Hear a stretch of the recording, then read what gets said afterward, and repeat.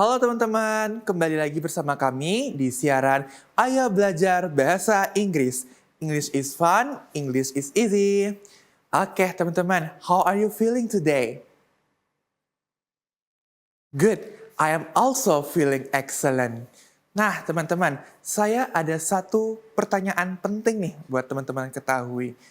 If you want to speak English fluently, kalau misalnya kalian pengen belajar bahasa Inggris ataupun berbicara bahasa Inggris secara lancar, fluently, what do you need to do? Kira-kira apa yang harus teman-teman lakukan? Nah, teman-teman, salah satu kunci pentingnya itu adalah, salah satunya ya, itu adalah kalian memperbesar vocabulary kalian, seperti itu. Nah, teman-teman, the vocabulary building exercises ataupun latihan-latihan vocabulary building sudah sangat sering ya kita lakukan, dan bahkan di episode sebelumnya kita sudah mempelajari tentang vocabulary building itu sendiri, teman-teman, yaitu adalah tentang animals names. Nah, salah satu kunci penting juga dalam mempelajari bahasa Inggris untuk berkomunikasi secara bahasa Inggris secara lancar ya, itu adalah mempelajari bagaimana caranya penutur asli itu berbicara dalam bahasa Inggris secara natural. Salah satunya itu adalah dengan peribahasa atau idioms, teman-teman. Nah, sebelum itu saya pengen tanya nih kepada teman-teman, apa sih peribahasa yang kalian ketahui dalam bahasa Indonesia? What are the Indonesian idioms that you know? And what do they mean?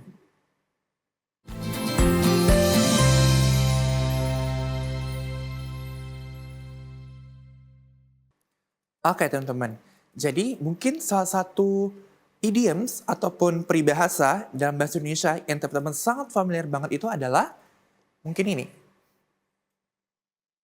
Sekali dayung, dua tiga pulau terlampaui. Teman-teman tahu nggak artinya apa? Ya, harusnya sudah sangat familiar ya. Sekali dayung aja nih, dua tiga pulau terlampaui. Mungkin artinya kita bisa mengartikannya sebagai, oke, kalian cukup melakukan satu hal untuk menghasilkan suatu hasil yang berkali-kali lipat, seperti itu. Secara efisien, kita bisa bilang seperti itu. Bekerja secara efisien. Sekali dayung, dua tiga pulau terlampaui. Kalian cukup satu kali aja berdayung, kalian juga bisa melampaui hingga 3 pulau. Teman-teman, di dalam bahasa Inggris, in English, we also have sayings similar to like this. Ada juga dalam bahasa Inggris peribahasa yang sangat-sangat mirip. Dalam bahasa Inggris, we also have kill two birds with one stone. Kill two birds with one stone. Artinya kurang lebih sama. Sekali dayung, dua tiga pulau terlampaui. Kalau misalnya kita artikan secara harfiah ya teman-teman, kill two birds with one stone, itu arti terjemahannya adalah kita berburu 2 ekor unggas atau 2 ekor burung dengan 1 batu saja. Efisien bukan? Kalian cukup lempar aja nih, 1 batu aja, kalian udah kena 2 burung, kalian udah kena 2 unggas. Sama ya, kalian cukup sekali aja nih mendayung, kalian sudah melampaui 2 hingga 3 pulau. Kurang lebih sama. Tapi pertanyaannya adalah, kenapa tiba-tiba burung? Ya, padahal di bahasa Indonesia tadi, peribahasanya, the idioms in Indonesian does not have any birds in it. Hanya pulau atau mendayung, ya. Tetapi di sini kita berbicara tentang burung. Why birds? Mungkin ya kita bisa menebak, mungkin dulu orang-orang itu suka banget berburu burung atau berburu unggas. Jadi untuk berburu secara efisien, mereka cukup menggunakan 1 peluru saja atau mungkin 1 amunisi saja. Bisa batu ataupun bisa peluru, seperti itu. Efisien, seperti itu. Dan teman-teman, fun fact-nya lagi, di dalam bahasa Inggris, seperti halnya bahasa Indonesia, ini bukan hanya satu-satunya contoh peribahasa atau contoh idiom that uses animals, yang menggunakan animals, seperti itu. Maka dari itu, di dalam episode hari ini, kita akan mempelajari yang namanya animals idioms, ataupun idioms-idioms yang menggunakan animals. Sebelum itu, teman-teman, kita juga patut mengetahui bahwa apa itu sebenarnya idiom. Idiom adalah a phrase where the words together mean something different from what they literally say. Ulang lagi, phrase where the words together mean something different from what they literally say. Frasa ataupun suatu kalimat yang ketika digabungkan ya, itu sebenarnya bukan arti sebenarnya. Bukan arti literal. That is why the meaning is figurative atau symbolic, not literal, word from word.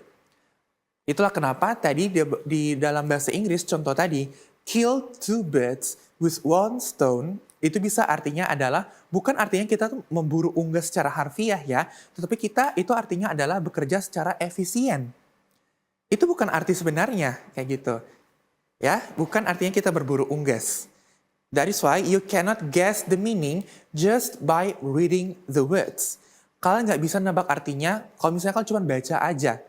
Itulah kenapa di dalam pelajaran bahasa Indonesia pun kita ini ya diharuskan untuk mempelajari ataupun mengetahui nih a certain idiom seperti itu.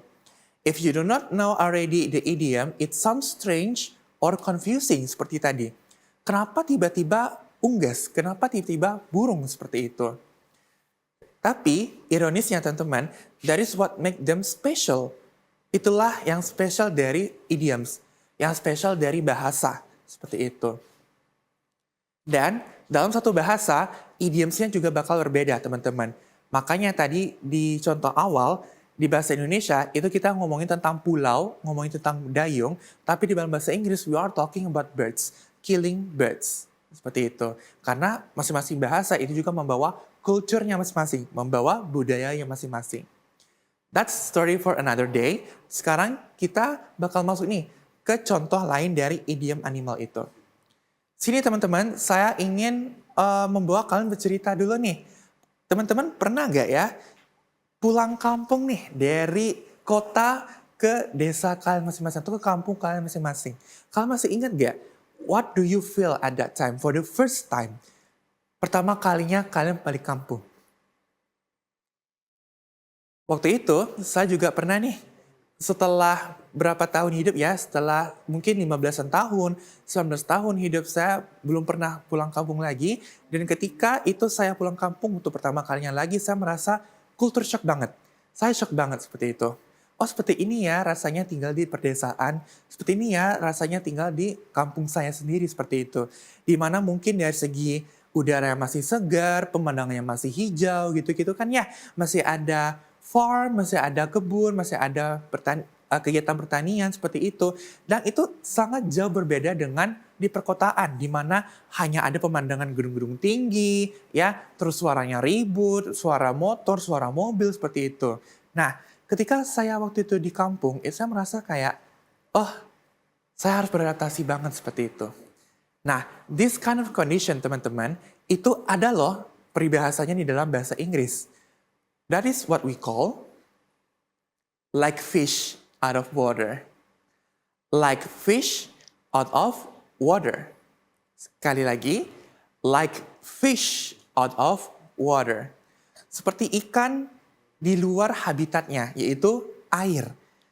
Bisa teman-teman bayangin ya, kalau misalnya ikan kita keluarkan dari akuarium atau kita keluarkan dari kolam mereka pasti bakal melepar ya. Mereka nggak bisa hidup seperti itu. So that is why the English idiom is really straightforward, like fish out of water. Ya, it is to describe someone who feels out of place or uncomfortable in an unfamiliar situation. To describe someone who feels out of place. Out of place itu artinya merasa aku nggak harusnya di sini seperti itu. I don't belong here. Out of place seperti itu. Atau uncomfortable, agak sedikit nggak nyaman seperti itu. Atau mungkin kita bisa bilangnya agak culture shock sedikit teman-teman seperti itu. Nih contohnya, it is my first time coming here. I feel like fish out of water. Seperti itu. I feel like fish out of water. Saya merasa shock banget seperti itu. Oke, teman-teman. Sekali lagi ya, like fish out of water. Nextnya, nih, ada situasi lagi nih. Misalnya kemarin deh ya, tanggal 1 Mei, kita sedang memperingati Hari Buruh Nasional. Ya, semua sekolah libur, termasuk perkuliahan juga libur, teman-teman. Kalian sebelum Hari Buruh itu terjadi, sebelum tanggal 1 Mei, kalian sudah mempersiapkan apa sih untuk liburan itu? Mungkin kalian udah merasa nih, hari Jumat libur nih, tanggal 1 Mei libur seperti itu. Kira-kira saya pengen kemana ya di liburan ini? Mungkin kalian bakal pergi ke luar kota, mungkin kalian pergi ke ini ya, ke Bahamas, ke Santorini, ke Jepang, mungkin ke luar negeri untuk 1 hari. Atau mungkin teman-teman nih, biasanya udah bilang ini nih, gak sabar deh pengen liburan seperti itu, teman-teman. Kalian udah merasa excited banget untuk liburan. Teman-teman, there's also a saying in English. Ini kita sebut sebagai have ants in your pants. Have ants in your pants. Sekali lagi, have ants in your pants. Ya, imagine kalian ada semut nih di dalam celana kalian. Kalian pasti bakal gelisah ya. Kalian bakal panik seperti itu. Well, ini untuk to describe someone who is too restless or excited to sit still. Nih, kata kuncinya, excited. Kalau udah pengen liburan, besok udah libur seperti itu. Aku excited banget nih, aku nggak bisa diam seperti itu. Ini, have ants in your pants. Bisa kalian imagine aja ya, having ants in your pants seperti itu. Gitu, teman-teman. Oke, teman-teman, sebelum kita lanjut lagi ke idiom selanjutnya, animals idiom selanjutnya, kita bakal lanjutkan setelah yang pesan yang berikut ini.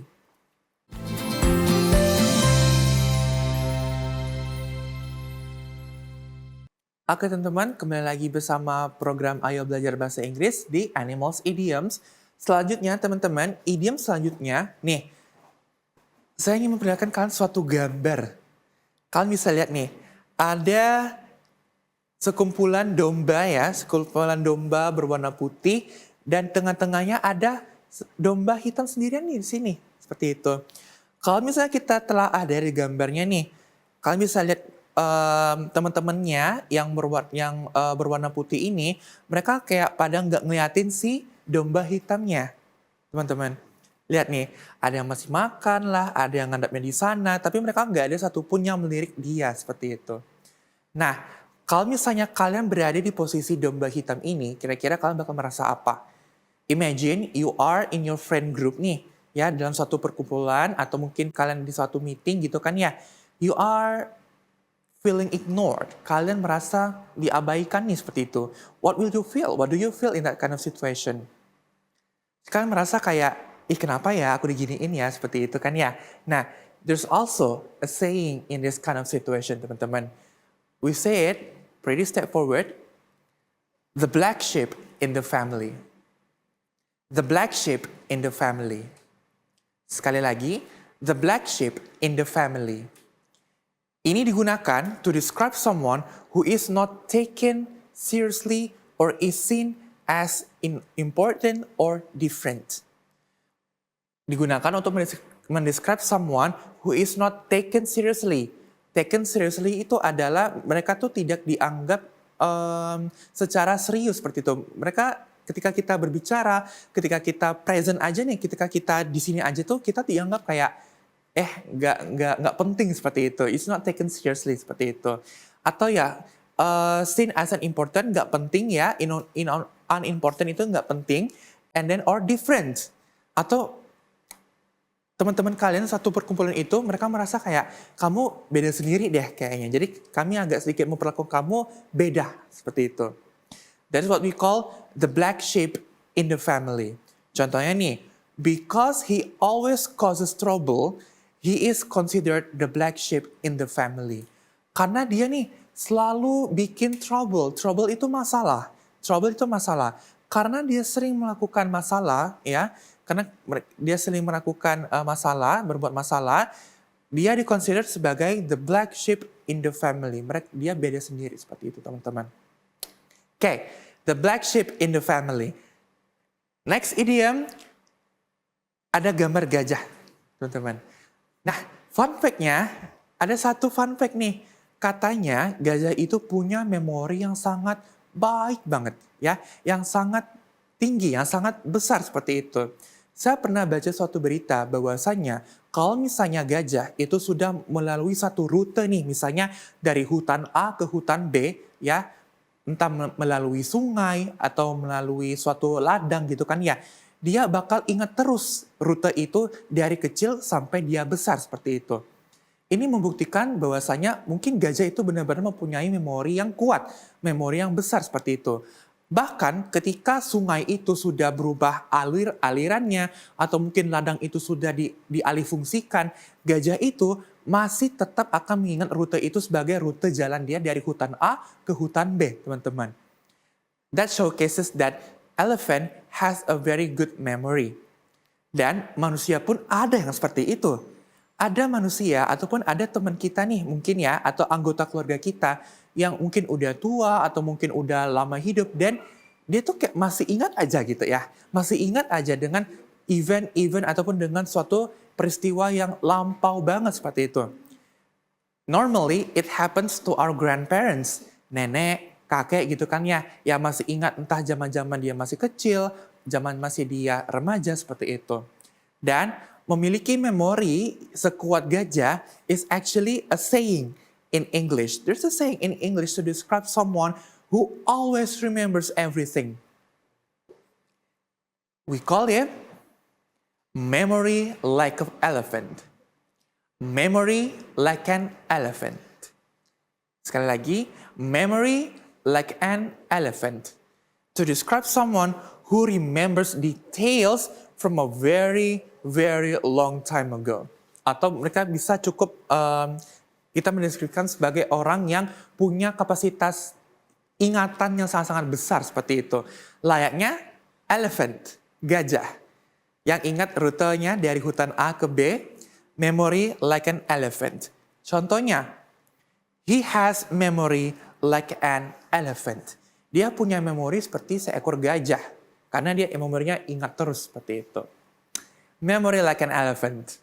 Now, everyone, before we move on to the next idioms, I have quick exercises for you. Take a look at these two pictures. Kalian bisa lihat dua gambar ini. The first picture describes a kid or a student. Kelihatannya apa nih? Kelihatannya takut ya, kelihatannya nervous. Kalian bisa lihat nih. Dari mimik muka wajahnya, itu raut wajahnya itu kayak takut banget ya untuk masuk ke dalam kelas seperti itu. And then the second picture describes or depicts someone who just got 100% on his test. Ya, dia dapat 100 nih dari ulangan hariannya dia atau dari tugasnya dia seperti itu. Kira-kira untuk dua situation ini, for these two situations, which idiom best describe them? Kira-kira idiom mana yang cocok nih untuk menggambarkan dua macam situasi ini seperti itu? Ada yang bisa menebak, teman-teman?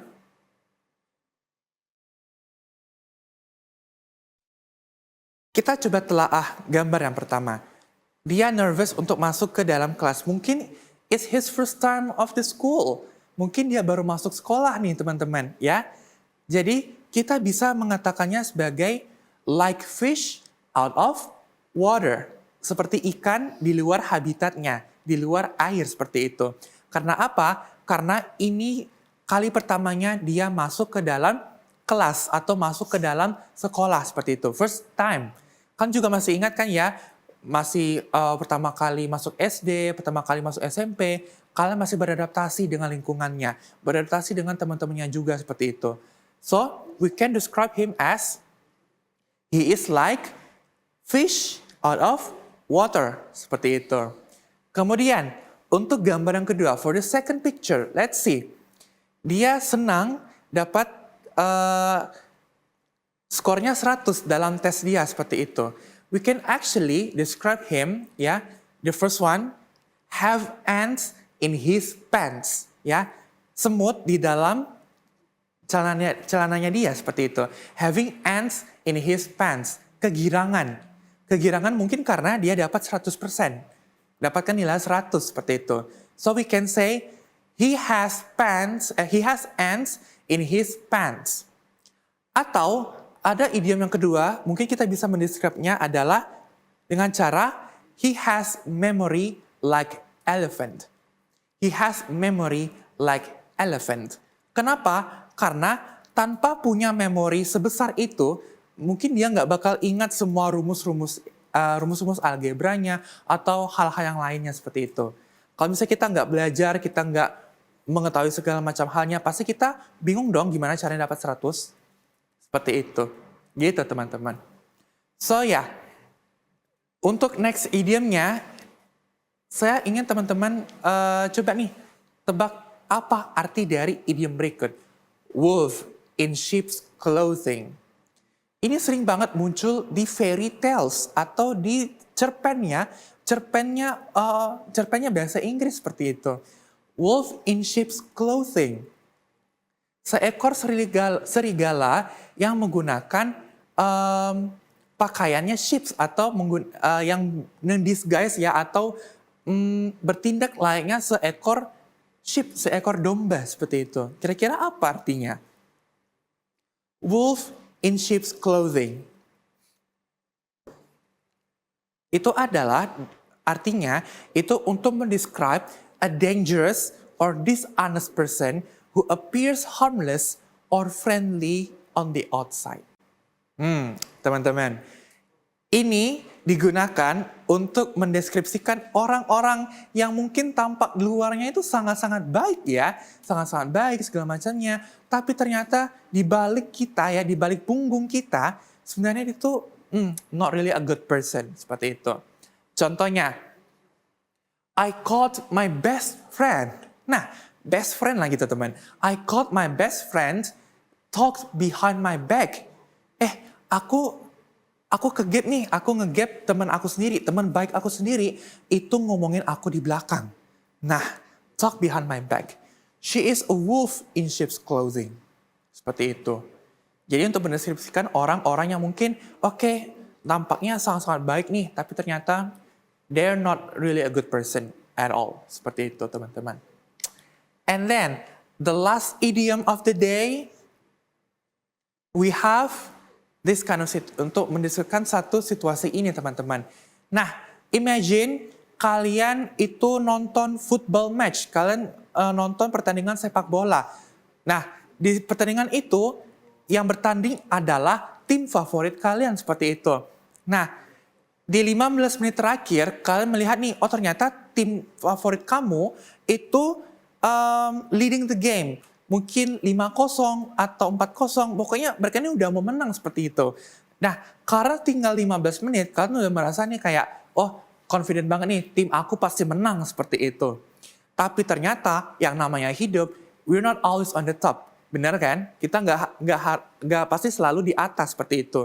Ternyata, at the last 5 minutes, di 5 menit terakhir, tiba-tiba ya, bukan tim kalian yang menang, tim favorit kalian yang menang, tapi malah tim lawan yang menang nih, seperti itu. Padahal awalnya kita udah pede banget, kita udah kayak, oh tim aku nih yang bakal menang seperti itu. There's a saying to describe this kind of situation. That is, don't count your chickens before they hatch. Don't count your chickens before they hatch. Jangan hitung ayam kalian sebelum mereka netas. Ya kalau misalnya mereka belum netas, apa yang kalian hitung? Telurnya, seperti itu. Kan bukan, seperti itu. Yang kita hitung adalah chickens-nya, seperti itu. Ya kan ya? Don't count your chickens before they hatch. Ya, jadi jangan selebrasi terlalu awal. Ya, jangan selebrasi terlalu awal. Ya, kalau misalnya kalian udah pede banget segala macamnya itu, cukup waspada dulu nih. Kayak gitu. Apalagi kalau misalnya udah di situasi di mana kalian bertanding sepak bola. 15 menit itu masih waktu yang lumayan panjang. The table can turn, teman-teman. Jadi, jangan selebrasi terlalu awal. Nah, idiom don't count your chickens before they hatch itu juga bisa digunakan ketika kalian itu memplanning sesuatu sebelum itu terjadi. Tapi planningnya itu secara berlebihan. Contohnya aja nih, ketika kalian pengen pergi dari Pontianak ke Jakarta, for the first time, kalian membawa banyak sekali baju. Ya, kalian pikir, nanti takut nggak ada baju. Padahal, hanya cukup 5 baju aja itu udah cukup seperti itu, teman-teman. Don't count your chickens before they hatch. So, I guess that's all for our idioms today, teman-teman, animals idioms. Jadi, kenapa sih kita penting untuk mempelajari idioms ini? Karena penutur asli atau pengguna bahasa Inggris asli, teman-teman, itu biasanya menggabungkan komunikasi mereka, menggabungkan dialog mereka dengan idioms-idioms ini secara natural seperti itu. Sebelum kita mempelajari bagaimana caranya kita mengintegrasikan idioms-idioms ini ke dalam komunikasi kita sehari-hari dalam bahasa Inggris, kita harus tentunya tahu apa sih idioms-idioms yang ada di dalam bahasa Inggris, teman-teman. And these are not the only English idioms that we have to know. There are still so many idioms. So, if you would like to learn more about English and also how to speak English fluently, keep stick on Ayo Belajar Bahasa Inggris.